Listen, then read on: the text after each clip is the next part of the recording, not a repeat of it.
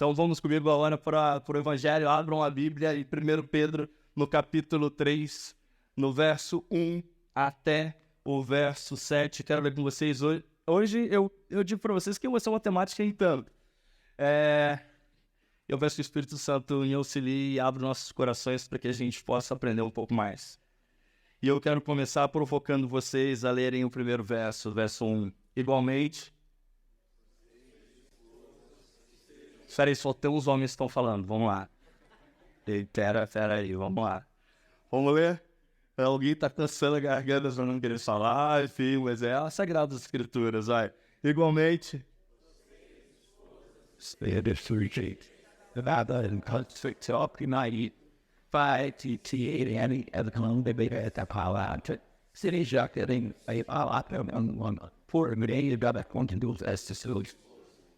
A observar o comportamento honesto e cheio de temor que vocês têm. No verso 3. Que a beleza de vocês não seja exterior como tranças nos cabelos, joias e ouro e vestidos finos, mas que ela esteja no ser interior com uma beleza permanente de um espírito manso e tranquilo, que é de grande valor diante de Deus.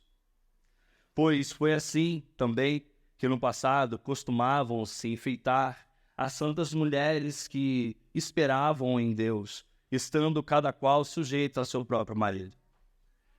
Foi assim, foi o que fez Sara, que obedeceu a Abraão chamando de Senhor, da qual vocês se tornaram filhas, praticando bem e não temendo a perturbação alguma. Vamos ler todo mundo junto, 7 também. Maridos,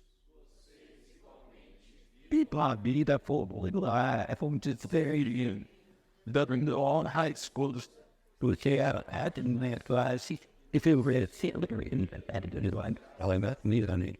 I was here,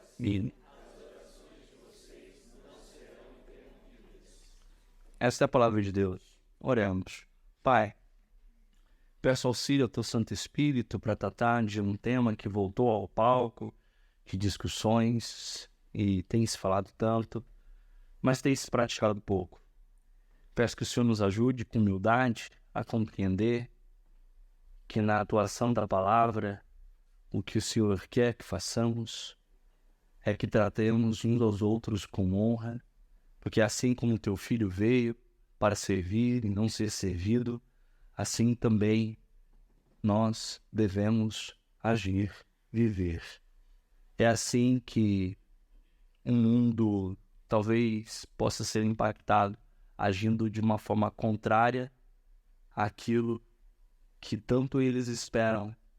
Tanto ele espera que a gente haja, talvez revidando, talvez com vingança, talvez subjugando ou tentando de alguma outra forma reivindicar alguma coisa usando de um poder que não nos foi conferido. Nos ajuda a dialogar com todas essas estruturas, aos nossas dores, aos nossos erros, com o futuro. É o que eu te peço, no nome santo de Jesus. Amém. Bom, o tema de hoje é cuide de você, cuide de quem você ama. Esse assunto voltou ao palco da discussão teológica ultimamente. Alguns de vocês talvez tenham acompanhado isso, algumas discussões na internet, algumas discussões no Twitter, algumas discussões em várias outras redes sociais, artigos e papers dizendo, o que é então o patriarcalismo, ele morreu ou não morreu, agora é o matriarcalismo, morreu ou não morreu, agora não está surgindo o matriarcalismo, e o complementarismo, que aí, mais recente essa ideia, onde o homem e a mulher eles se complementam. Mas é um berço para a prática do patriarcalismo, mas e se for igual, então, egalitarismo? O homem e a mulher, eles são iguais. Enfim, são essas 4 hoje mais famosas discussões: complementarismo, egalitarismo, patriarcalismo e feminismo. Aliás, desculpa, não sei o que sabe, foi o meu inconsciente falando de feminismo. Matriarcalismo. Patriarcalismo, matriarcalismo, complementarismo e egalitarismo. A ideia aqui de Pedro não é defender nenhuma das correntes. Pedro aqui não está dizendo que o galatarismo ele é igual ao complementarismo. O que ele está dizendo aqui é alguns cuidados que a gente precisa ter na vida, principalmente com relação ao abuso de poder. Pedro escreve num cenário aonde, não esqueçam, tá? Não esqueçam desse cenário da carta de Pedro. Os cristãos estão fugindo porque eles estavam sendo perseguidos. Lembram disso? Eles vão para um lugar, Ásia Menor, aonde ali era o lugar onde eles não estavam acostumados a viver. Quem governava aquele lugar era o Império Romano. Quem estava no governo do Império Romano era nada mais nada menos do que Nero. Quem era ali o conselheiro de Nero era Sêneca, só para vocês entenderem a filosofia da época, vocês entenderem a história da época e o contexto social da época. 30% da população, de 15% a 30% da população, os historiadores dizem que naquela época eram escravos. E aí a gente está dizendo em torno de 7,5 milhões a 15 milhões de habitantes como escravos. Ontem, assistindo ao filme A Emancipação, não sei se vocês assistiram esse filme, baseado em fatos reais, com Will Smith, na Guerra de Secessão, onde Abraham Lincoln estava lá conferindo a liberdade antes mesmo da declaração final sobre a libertação dos escravos. Vale a pena ler, vale a pena assistir, recomendo para vocês.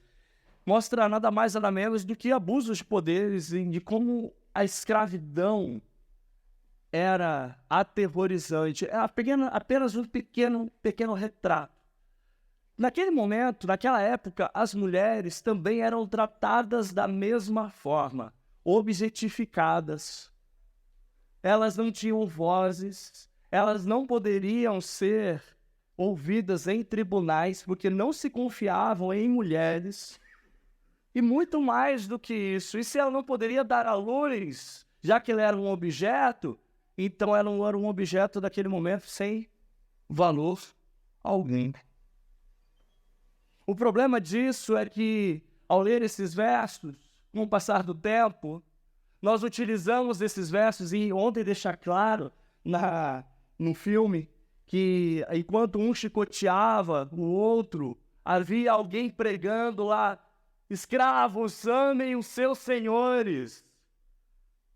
No meio do filme, utilizando de pequenos versos das Sagradas Escrituras, sem entender o contexto geral, sem entender os outros versos, como se fosse um apoio a subjugar o outro, a reduzir o outro que é a imagem e semelhança de Deus. E aí nós olhamos isso e falamos: mulheres, sejam submissas. E aí a gente começa a tratar a mulher de uma forma como naquela época os senhores tratavam seus escravos, subjugando. Se a gente olhar para a nossa história, a gente vai ver que tudo que a gente quis ali, Paulo vai deixar claro, foi uma idolatria de poder. Idolatria quando a gente trocou a glória de Deus pela glória dos homens. Paulo deixa claro isso no primeiro capítulo de Romanos, quando ele está falando de Adão e Eva. Quando Deus fala para ele: se você comer do fruto dessa árvore, você vai morrer. Bom, ele ouve uma outra voz dizendo: ou talvez não seja bem assim, mas se você comer do fruto dessa árvore, você vai ser o quê? Como Deus. Você vai conhecer o bem e o mal. E aí, depois que a gente experimenta dessa vontade de poder, a gente não quer mais largar o trono. A gente ora até, e a gente até, como teólogo, esse é o perigo de hoje, principalmente dos filhos de YouTube, né, que fizeram curso de teologia pelo YouTube e nunca tiveram uma vida pastoral na prática. Eles conhecem Deus, e Thomas Merton vai dizer isso: quanto mais eu entendo sobre Deus, mais eu oro para poder subjugá-lo, para poder dizer que é assim que ele tem que me responder. Esse é o grande perigo. A cultura do poder está em nós. A cultura de querer subjugar o outro e até mesmo Deus está dentro da gente. Num período como este de Pedro está escrevendo: ok, como é que você faz, mulher, quando está vivendo num momento desse? E você, homem, como você deve agir num momento deste, num momento difícil? Daí a mensagem de hoje tem um tema: comece cuidando de você mesmo. E cuide de quem você ama. Cuide de si mesmo.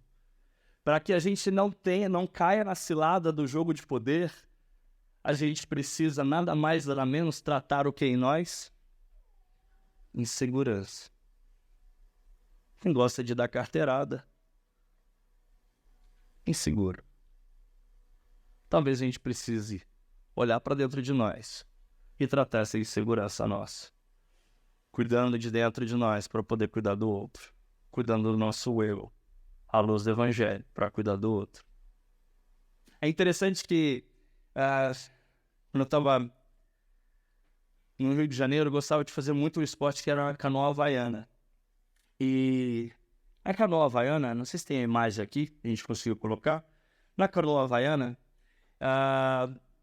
é esse esporte aqui, onde tem, do lado, não dá para ver porque está no escuro, tem algo assim que não deixa a canoa virar. Então, você tem a primeira pessoa que está na frente e a última que está lá atrás no leme.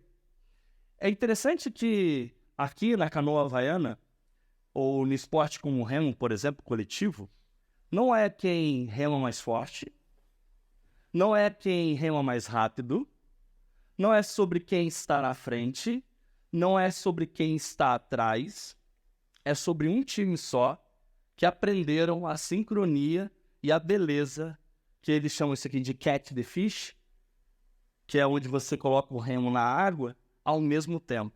Por quê? Se um da frente, que é o que está tentando ali ditar a velocidade, ele for muito mais rápido, e o de trás for assíncrono, o que acontece com a canoa? Não, ela não vira, ela não anda. Ela fica assim, ó. Ela fica assim, ó. Ela não anda. Ela não anda. Disputa de poder fazem com que os relacionamentos fiquem estáticos e não cresçam, não prosperem. Falta de harmonia e sincronia nos relacionamentos. Enquanto um ficar dizendo que tem que se remar assim e remar de outro jeito, ou remar dessa forma, e outro ficar discutindo, o que acontece com a canoa? Ela não anda. O que Pedro está propondo aqui é: aprendam a remar de forma síncrona, com harmonia. Não dite, não seja o ditador da velocidade de cada um. Não dite, aprenda. E às vezes a melhor forma de aprender a viver assim, 3 pontos que eu trouxe hoje pra gente: dizer não ao jogo do poder, aprender a colocar a energia no lugar certo. 3, perder para depois ganhar. Assim a gente consegue fazer com que a canoa dos relacionamentos, elas atinjam a velocidade que vai fluir sobre as águas. Você vai dizer: meu relacionamento está perfeito. Ok, cuidado, isso pode ser uma ilusão. Orgulho precede a queda. Aceite o que pode ser melhorado.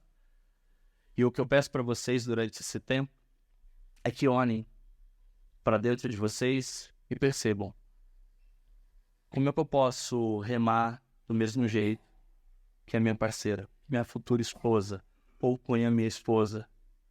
Como eu posso remar direito?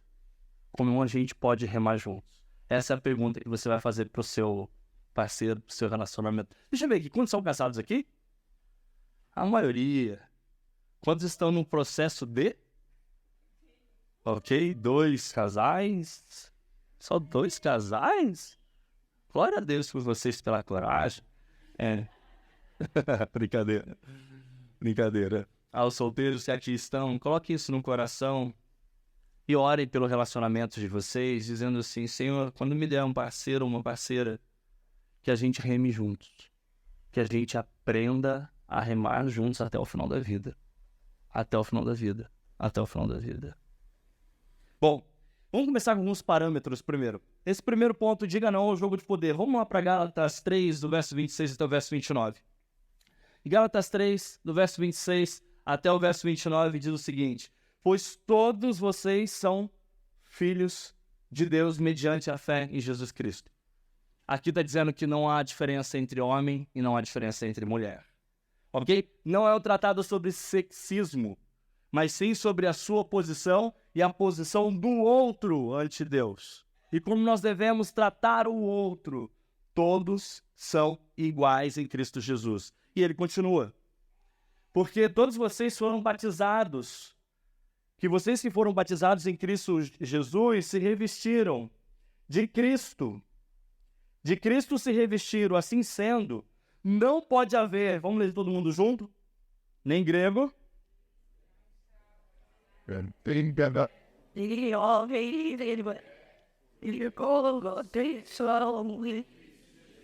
E se vocês são de Cristo, também são descendentes de Abraão e herdeiros segundo a promessa.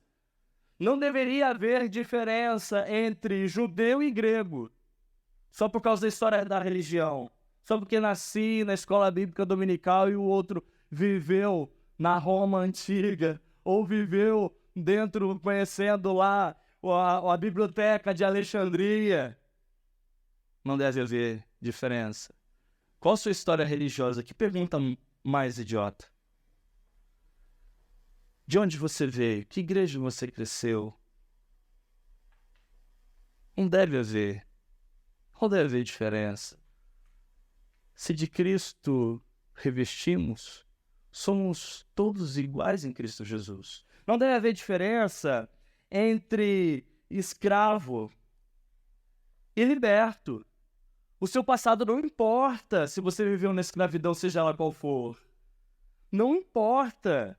Ah, você chegou aqui porque você é uma pessoa que não merecia isso aqui porque você era um ex-escravo.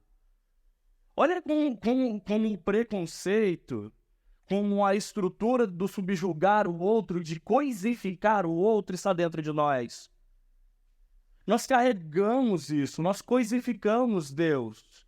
E nós coisificamos o outro. E essa estrutura da coisificação permanece ainda em nós, em brincadeiras bestas, que a gente vai ver logo à frente. E ele continua dizendo, não pode haver diferença nem homem e mulher. Se a gente lesse e guardasse esse versículo, a gente ficaria discutindo se o homem é que manda e se a mulher é que manda? Não. Porque todos são iguais. Ok, mas Pedro está dizendo o seguinte, mulheres sejam sujeitas aos homens. O que Pedro queria dizer? Bom, eu fui estudar isso para não errar aqui e depois não ser criticado por vocês, mulheres, ok? Quando Pedro diz sejam sujeitas, ele está dizendo qual é o preço da paz em caso de empate. É só sobre isso. Nada mais.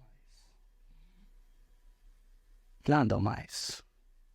Porque quando a gente olha essa palavra sujeição, a gente tem que aprender a lê-la. Algumas mulheres riram porque falaram eu que ganho caso de empate. É isso, tá tudo ok. Brincadeira. Mas se a gente lesse essa palavra sujeição, a gente não deveria guardar essa palavra e manipular a nossa fala, e muitas igrejas fizeram isso, e na história da religião fizeram isso, para poder oprimir a mulher em relacionamentos abusivos. Não só dentro de um contexto conjugal, mas dentro de um contexto social. E Pedro está dizendo aqui, no contexto conjugal, mas a gente pega disso e leva para o contexto social. Porque essa palavra sujeição é a mesma que está escrito lá em Efésios, no capítulo 5, no verso 21. O que está escrito aqui? Sujeitem uns aos outros. Não está dizendo apenas mulher. Não está dizendo apenas homem. Está dizendo você homem, você mulher. E nos versos seguintes, olha como Paulo vai tratar isso aos Efésios. Vamos lá, verso 22. Esposas, que cada uma de vocês se sujeite ao seu próprio marido como ao Senhor, porque o marido é o cabeça, da esposa, como também Cristo é o cabeça da igreja, sendo ele próprio o salvador do corpo. Como, porém, a igreja está sujeita a Cristo, assim também a esposa se sujeite em tudo ao seu próprio marido. Marido, que cada um de vocês ame a sua esposa, como também Cristo amou a igreja e se entregou por ela. Ponto. Aqui começa a discussão, porque a gente esquece do primeiro verso e a gente só lê, nossa, a mulher tem que se sujeitar e o marido tem que amar. Não, a gente tem que ler o texto inteiro. Sujeite-se uns aos outros. E como é a sujeição do homem? Morra por sua mulher. Assim como Cristo morreu pela sua igreja. Morra. Se entregue a ela. Se entregue a ela. Ah, quem é a cabeça, quem é o corpo? Esse é o diálogo da briga por poder. Quem é a cabeça e quem é o pescoço? E aí começa com a insegurança nossa, seja do homem, seja da mulher. Se a gente está disputando lugar na canoa, a gente não verá a canoa se movendo. Quem é o mais importante, a cabeça ou o pescoço? Sério, gente, a gente evoluiu. A gente estudou. Existe cabeça sem pescoço? Ela funciona? Não, nós somos um. É um só. Uma só carne. Nós somos um. Não uma disputa. Quando você começar a disputar quem é o cabeça e quem é o pescoço, perdeu. É claro que aqui é uma figura de linguagem para mostrar que Cristo era o cabeça da igreja e que a igreja deveria servir Cristo. Mas veja que a gente está no momento de escravidão e no momento de guerra. E a recomendação do cristianismo não é mate o seu senhor para que você seja livre. Mate o seu marido para você ser livre. Mate quem te escraviza para que você então encontre liberdade. A proposta do cristianismo é: aquele que é livre morrerá como escravo, para que vocês se tornem livres. Jesus Cristo. A proposta do cristianismo é uma revolução de dentro para fora. Claro que aqui eu não estou dizendo fiquem em paz com relacionamentos abusivos, não fujam deles. Fujam deles. Eu não estou dizendo que eu não estou dizendo, ok? Que deve haver paz em relacionamentos abusivos. Não. A gente só precisa reler a partir de uma perspectiva que estou trazendo para vocês aqui, que é o diálogo de Pedro. De que cadeira eu estou falando? De que lugar de fala é a minha fala? De quem quer estar no poder? Se esse é o lugar de fala, desculpa, sua canoa não flutuará. Ela ficará empacada, porque um vai ficar brigando com o outro. Quem é que manda? E aí ele continua dizendo: marido, que cada um de vocês ame a sua esposa, como também Cristo amou a sua igreja, verso 26, para que a santificasse, tendo-a purificado por meio da lavagem de água pela palavra, para apresentar a si mesmo como igreja gloriosa, sem mancha, sem ruga, nem coisa semelhante, porém santa e sem defeito, ou seja, saúde emocional da sua esposa, saúde da sua esposa.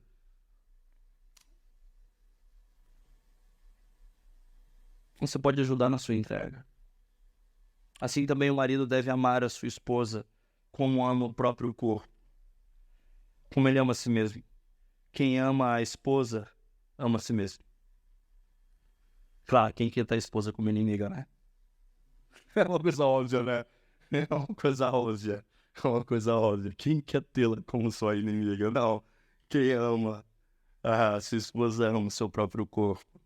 Ama a si mesmo. Porque ninguém mais odiou o seu próprio corpo. Ao contrário, o alimenta e cuida dele. Como também Cristo faz para a igreja, porque somos membros do seu corpo.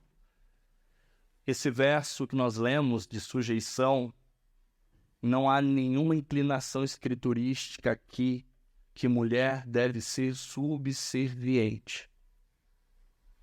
Não há. Não há. E se você pensa assim, homem, desculpa, há lugares melhores para você, mas não nessa igreja. Não tratará a sua mulher como subserviente. Senão, nunca, jamais será tolerado por essa igreja. Jamais. Jamais. Jamais será tolerado. E não há lugar na Bíblia aonde a gente pode coisificar as mulheres. Não há lugar nenhum onde a gente pode coisificar o outro. O que não está dizendo aqui, Pedro não está dizendo, quando ele fala sujeição, ele não está dizendo, não é sobre o domínio do homem. Não é sobre a subserviência ao sexo masculino. Está dizendo para que haja paz. Aí agora a gente volta lá no contexto de Pedro novamente. Há uma explicação bem interessante aqui. Porque naquele momento, naquela época, a maioria das cristãs eram casados com quem? Com não cristãos. Então, olha o que Pedro vai dizer, olha que legal. Não dispute poder. Na verdade, você até sabe mais do que ele. Na verdade, quem sabe mais é você, não ele. Como ele não sabe, como ainda ele é neófito, então faz o seguinte. Deixa ele achar que tá ganhando, vai. Deixa ele achar que tá ganhando. Tá dizendo o seguinte, cada um ame seu próprio marido, para que, se ainda ele não obedece à palavra, seja ganho sem palavra alguma, que ele seja ganho não por sua discussão sobre poder, mas que ele seja ganho por sua atitude e seu comportamento. Pedro está tirando a possibilidade de revolta e cisões, para que a parte mais fraca, e veja que a parte mais fraca aqui é quem? Quem é a parte mais fraca aqui? O homem ou a mulher? O homem. Peraí, homem, pode concordar com isso. Quem é a parte mais fraca aqui? O homem, ele não conhece a palavra. E talvez ali eu perder a discussão para poder ganhar o coração faz todo sentido. Faz todo sentido. Mas para que a mulher faça isso, ela precisa ter uma coisa. Ela precisa estar segura que de Cristo ela foi revestida. Que não há disputa por poder, porque o lugar dela está garantido. Se ela não entender, volta lá naquela figura milenar da canoa. Se ela não entender que independente da posição da canoa dela, onde ela esteja, se ela não entender qual é a sua posição do game, cara, vai ser só discussão, vai ser só tiro, porrada e bomba, não vai adiantar nada. Você vai perder todas as suas brigas e o seu casamento vai ficar emperrado. Mulheres, tenham segurança, se você estiver sentado lá no último, lá no barco, não esqueça de uma coisa, é lá atrás que fica quem? Quem cuida do leme. E quem cuida do leme é quem cuida da direção. Se você estiver sentado no meio, é você que está lá ajudando quem está sentado em primeiro a remar na mesma força e na mesma intensidade que você. E se nesse momento do seu casamento é você que está lá na frente tentando ditar qual é a velocidade do seu casamento, pergunte e olhe para trás para o seu marido e talvez reine um pouco mais fraco para que ele possa alcançar você e vocês possam remar de uma forma síncrona. Mulheres, sejam seguras nas suas identidades. Perdoe quem te machucou. Perdoe seus pais. Perdoe a história. Perdoe a igreja. Perdoe a estrutura machista que há sobre nós. Perdoem a sociedade. Lutem pelos seus direitos. Estejam seguras de suas identidades. Segundo ponto. Coloque a sua energia no lugar certo. Pedro agora ele fala o seguinte. Mulheres. Ele está gastando mais tempo com mulheres, ok? Mulheres.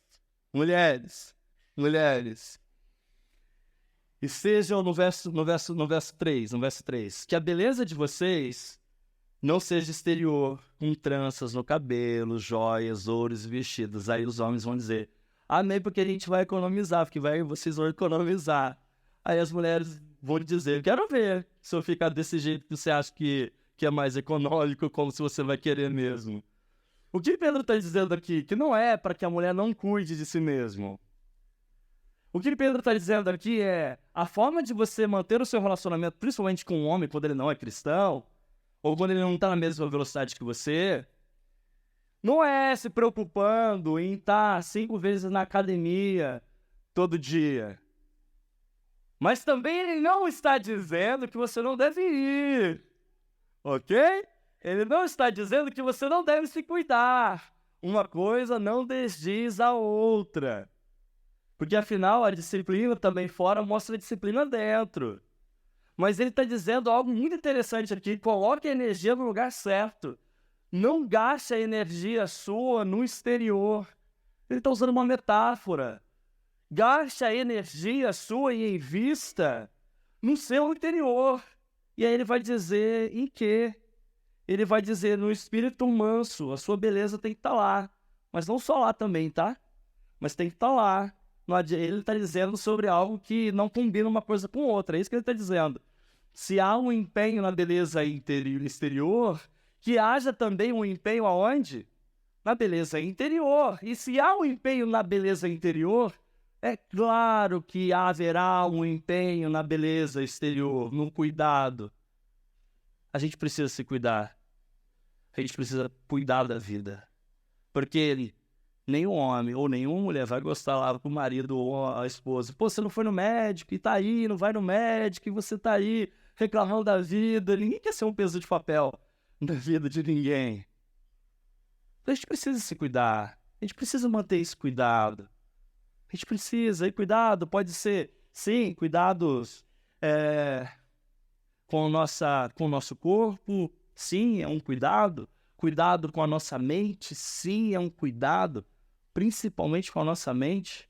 Porque o nosso corpo é resultado da nossa mente. Perceba que quando a gente está bem, nosso corpo flui melhor. Veja, quando a gente está mal aqui, nosso corpo não flui tão bem. Cuidado com a nossa espiritualidade. Níveis de cuidado. Cuidado com a nossa vida financeira. Níveis de cuidado. É só você pegar as áreas da vida de vocês e pergunte assim, ó. Tá, minha vida sexual, tenho cuidado da minha vida sexual. Tenho cuidado da minha vida social. Tenho cuidado da minha vida espiritual. Tenho cuidado da minha saúde física. Tenho cuidado da minha saúde mental, emocional. Tenho cuidado de todas essas áreas da minha vida. Tem. Pedro está pedindo que haja uma sincronia.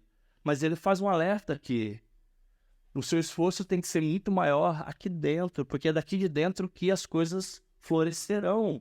E aí ele diz, um espírito manso e tranquilo, que é de grande valor diante de Deus.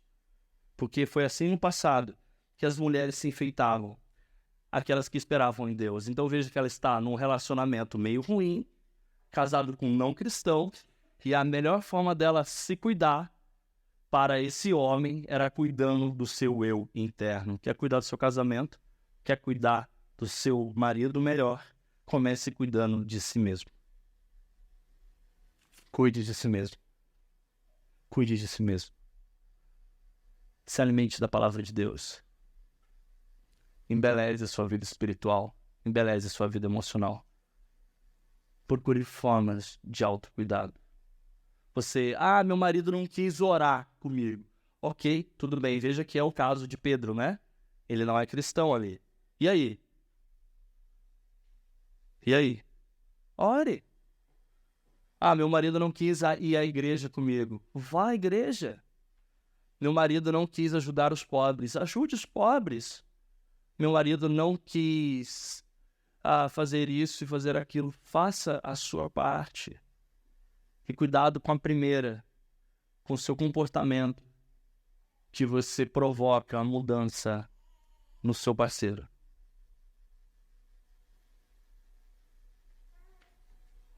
Então coloque energia no lugar certo. A pergunta que a gente faz aqui é, aonde a gente tem colocado energia, vocês mulheres?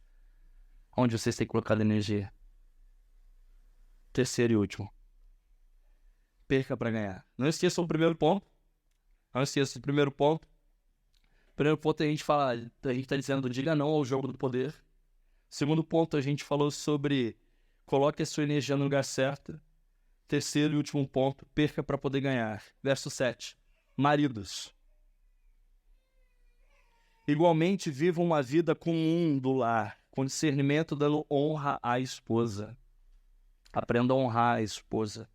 Por ser a parte mais frágil e por ser co-herdeira da mesma graça da vida. Agindo assim, as orações de vocês, olha que legal, a canoa de vocês, o barco de vocês, não serão interrompidos, eles fluirão.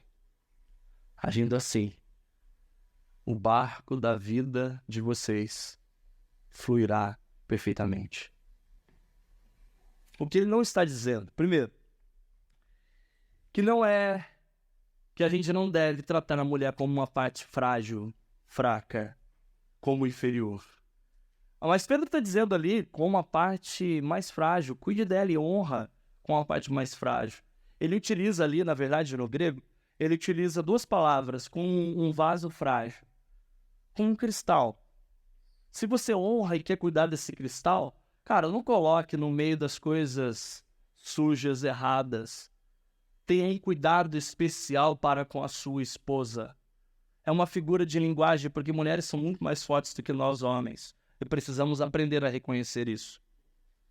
Precisamos aprender a reconhecer, porque é o que elas suportaram durante a história.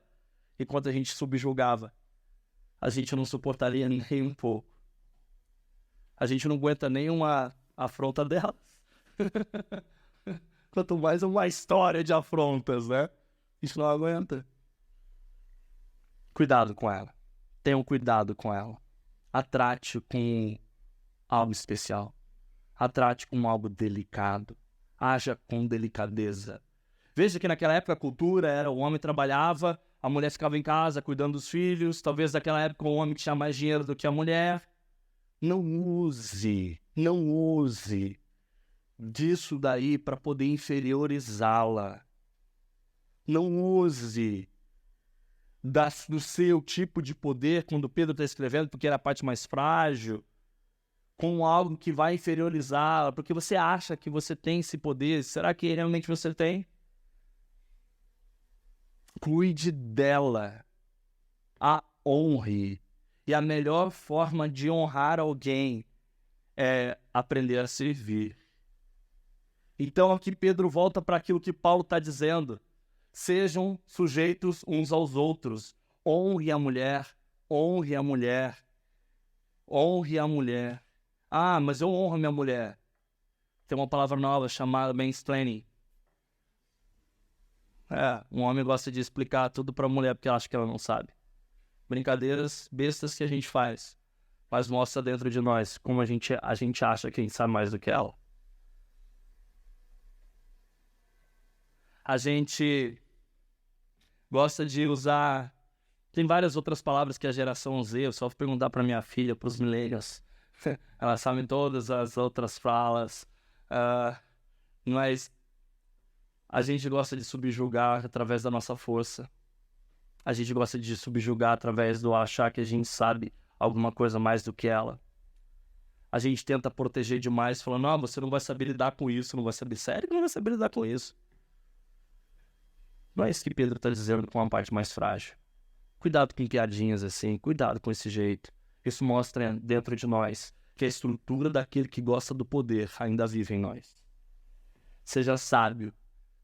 Pedro está dizendo, olha que legal, maridos, sejam sábios. Sejam sábios, sejam sábios, sejam sábios. Usem de discernimento. Sejam sábios. A melhor forma de você ser sábio dentro de casa é honrar a sua esposa. Coloque no lugar certo, coloque ela, faça-a lembrar qual é o lugar dela, como esse cristal, onde ele deve ficar. Ajude a sua esposa a lembrar aonde a posição dela é atrás de você, não é ao lado ao seu lado. E se ela tiver que assumir a frente, deixa ela assumir a frente. Não tem problema algum. Qual o problema disso? Se você chegar para ela e falar assim, eu não tô conseguindo, toma, dirige agora. Deixa eu sair do carro, dirige agora, tô cansado, tô estressado. Não consigo, estou machucado. Entregue para ela. Qual o problema disso? Se de Cristo a gente se revestiu e Cristo está dizendo que ele veio para servir e não para ser servido, se tua identidade, homem, é esta de Cristo, você não terá problema nenhum, porque não é a sua masculinidade que está em jogo em sentar no banco do carona e deixar ela dirigir nos momentos em que ela tiver que dirigir. Conversem.